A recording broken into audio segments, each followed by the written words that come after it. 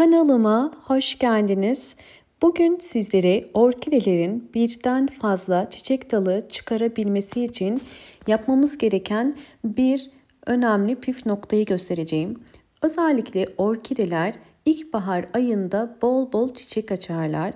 Artık yavaş yavaş ilkbahara giriyoruz. İlkbahar ayında orkidelerinizin yeni çiçek dalı açmasını teşvik edecek ve ilkbaharın gelmesiyle beraber orkidelerinizin çiçek dalı çıkarmasını kolaylaştıracak bir yöntemden bahsedeceğim bugün.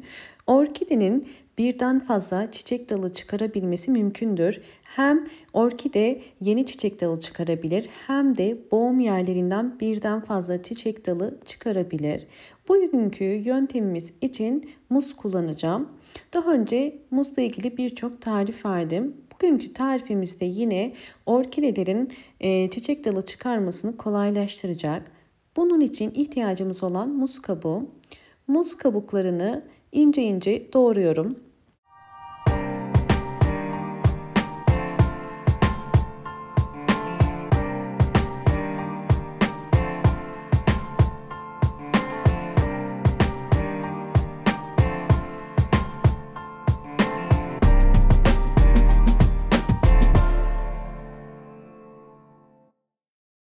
Doğradığım muz kabuklarının üzerine 500 litre su koyacağım.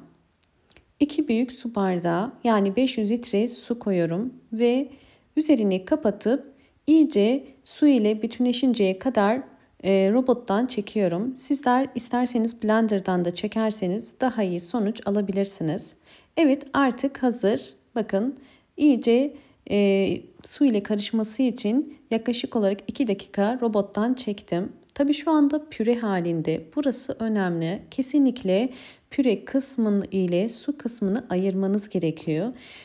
Ve orkidenin köklerine yapışmaması gerekiyor. Bu yüzden bakın önce kaba bir şekilde posasını aldım ve bu su kaldı. Fakat bu su içerisinde halen küçük parçalar var. Sürahimin içerisine koydum ve bu suyun üzerine 1 litre su ekliyorum. Böylelikle konsantre halini getirmiş olacağız.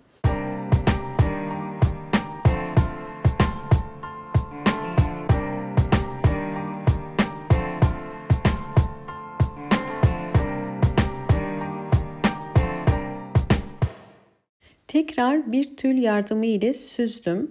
Yani 2 kere süzüyoruz. İçerisinde posanın kalmaması gerekiyor. Bu şekilde berrak bir su olması gerekiyor. Bu suyu orkidelerimiz için nasıl kullanacağımı göstereceğim. İlk olarak orkidelerin çiçek dalı çıkarabilmesi için yani boğum yerlerinden çıkarabilmesi için orkideler çiçeklerini döktükten sonra boş olan boğum yerlerinin kesilmesi gerekiyor. Bakın uç kısmında çok küçük bir tomurcuk var. Bu daldan tekrardan çiçek dalı uzamaz. Bu yüzden bakın dolu boğum ile boş boğum arasından keseceğim. Boş boğum en son dökülen çiçek boğum yeri. Hemen dolu boğumun üzerinden kestim. Tek seferde ve keskin bir bıçak ile bu boğumların hepsi boş. Ve bakın diğer kestiğim yeri gösteriyorum. Buraya isterseniz toz tarçın sürebilirsiniz ama hiçbir şey sürmenize gerek yok. Bakın diğer kestiğim dal kurumaya başladı. Daha önce kesmiştim. Ve bu uçta zamanla bu şekilde kuruyacak sadece üst kısmı. Ve yeşil bomgelerinden yeniden çiçek dalı çıkarmasını teşvik edeceğiz. Bunun için hazırladığımız muz kabuğu suyunu şimdi nasıl kullanacağımı göstereceğim. İlk metot olarak bir pamuk ile bakın suyun içerisine koydum ve iyice sıktım. Burada orkidenin boğum yerlerinden yeniden çiçek dalı çıkarabilmesi için boğum yerlerini nemli tutmamız gerekiyor. Ve boğum yerlerini ıslak bir sünger ile bu şekilde sarıp bunu bir gece bekletebilirsiniz. Fakat bunu uzun süre bekletmeyin. Bunu haftada bir kere yapabilirsiniz. Ya da hazırladığınız muz kabuğu suyunu bir püskürtme kabının içerisine koyup ara sıra boğum yerlerini direkt de bu sudan sıkabilirsiniz. Bakın hemen göstermek istiyorum. Önce ıslak bir pamuk lazım. Yine muz kabuğu suyuna batırdım. Ve iyice sıktıktan sonra bakın şu şekilde tutup boğum yerine bu şekilde su sıkabilirsiniz.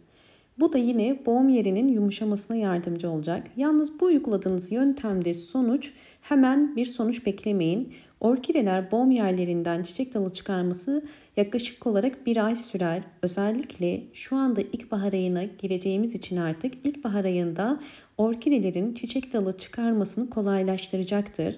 Normalde orkidenin boğum yerlerine hiçbir şey sürmeseniz de orkidenin boğum yerlerinden sağlıklı bir orkideden çiçek dalı çıkar. Bu gösterdiğim yöntem eğer sonuç alamıyorsanız ve boğum yerlerinden hiç çiçek dalı çıkmıyorsa teşvik etmek için.